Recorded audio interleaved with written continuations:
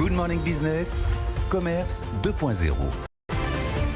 Le commerce en ligne et notamment la vente de vin en ligne. Anissa, vous êtes avec Olivier Mélan et vous pouvez constater effectivement que tous les acteurs veulent profiter de cette progression, Anissa.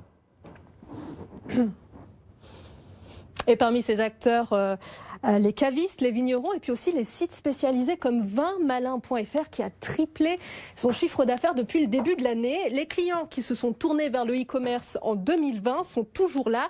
Ils ont conservé leurs habitudes d'achat de confinement. On en parle tout de suite avec le directeur du site vinmalin.fr, c'est Jean-Christophe Gallois. Bonjour. Alors non seulement vous avez fidélisé de nouveaux clients et en plus de ça, ils achètent plus.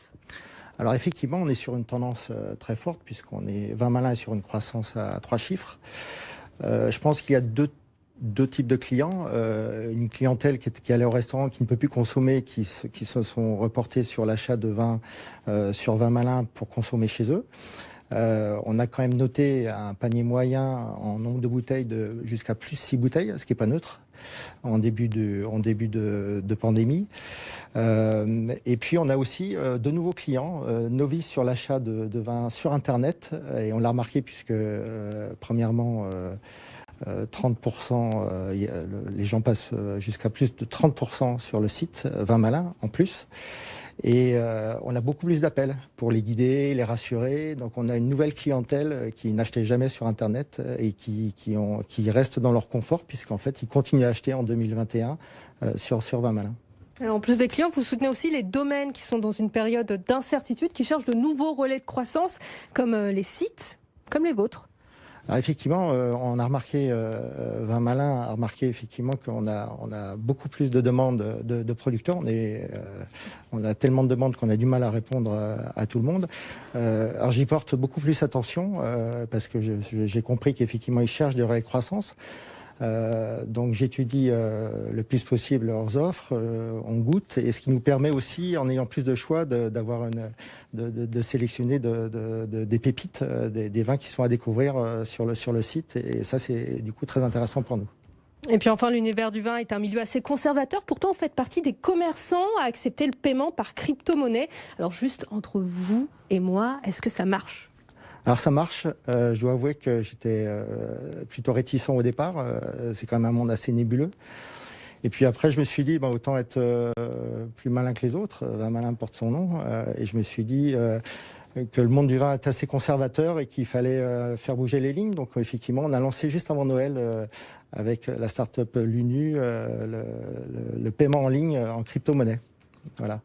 Et à vrai dire, c'est assez intéressant parce qu'on a des gens qui achètent en crypto-monnaie peut-être 40 € par exemple, certainement pour essayer si ça marche. Et puis on a des gens qui achètent jusqu'à 10 fois le panier moyen en crypto-monnaie, donc c'est pas neutre, effectivement, et on est très content. Merci beaucoup, on va suivre cette tendance. Avant, Kevin Renaud parcourait des kilomètres pour acheter son vin. Il le fait maintenant depuis son canapé. J'ai tous les vins que la société propose en ce moment, donc français, international aussi. Avec le confinement, plus de foires au vin, plus de possibilités de visiter des domaines. Alors, ses habitudes ont changé, avec un budget de 900 € par an pour remplir sa cave. Je dirais même que des fois ça peut être un peu des achats compulsifs.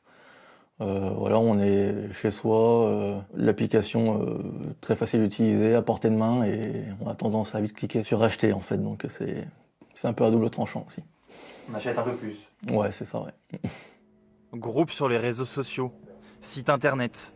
En ligne, les ventes ont explosé pendant le premier confinement. C'est le cas pour cette entreprise.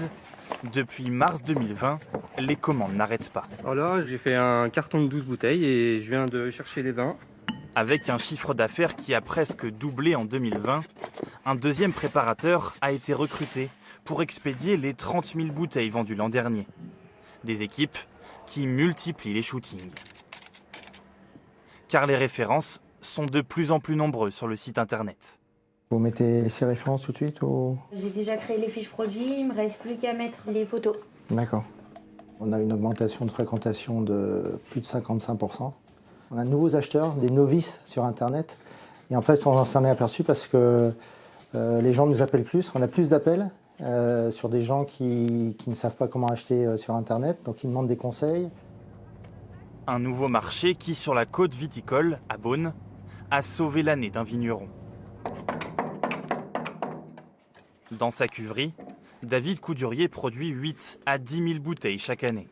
Vous avez ici 3 pièces de Saint-Romain, soit 900 bouteilles, et 7 pièces de Haute-Côte de Nuit Blanc. Et si ses stocks sont presque vides, ce n'est pas grâce à sa boutique, désertée en 2020, aujourd'hui transformée en plateforme logistique. Alors c'est une commande qui part à Brest pour un particulier. On vend 100% aux particuliers. Il y a un an, ce viticulteur vendait uniquement au caveau. Tout a changé. On n'aurait jamais pensé que cela pouvait nous aider. On était sur les réseaux sociaux et on transformait peut-être une vente par mois ou 2 ventes par mois. Aujourd'hui, c'est la totalité de nos ventes qui se font par ce canal. Mais disons que s'il n'y avait pas ça, en fait, vous auriez plus de ventes. On aurait quasiment plus de ventes, on aurait les aides du gouvernement et on ferait très peu de ventes. Après une année 2020 record, il prévoit même de nouveaux investissements. Mais cette tendance va-t-elle se confirmer une fois la crise sanitaire derrière nous? Pour ce spécialiste, il n'y a pas de doute. En mars-avril 2020, le commerce de vin en ligne a été multiplié par 3. Si vous regardez bien, la tendance s'est confirmée alors qu'on n'est plus confiné en tant que tel depuis le mois de mai dernier. C'est-à-dire qu'on peut se déplacer pour aller effectivement acheter des produits alimentaires, dont du vin. On peut aller chez son caviste. Donc cette tendance se confirme. En 2020, selon une étude, le chiffre d'affaires du e-commerce de vin a bondi de plus de 20%, pour un chiffre d'affaires de près de 600 millions d'euros.